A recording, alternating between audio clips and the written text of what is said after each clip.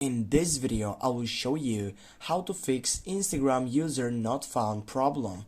Firstly, if you take over and search on that box here and you take up for account, which it says, user not found problem, what you need to do, simply you need to make sure that you have followed him or her, and then when you got into that setup and you have made sure that you have followed, you need to get here into your profile section and go on the three dots on your right upper side, select the first selection settings, and then simply get up one selection from all of these, in which it is on the fourth part, privacy, and right over there also you have many things in which you can go for blocked sessions. Go for blocked accounts, and here if you have that session you're gonna unblock it, and then you're gonna simply take it over to find that person's site.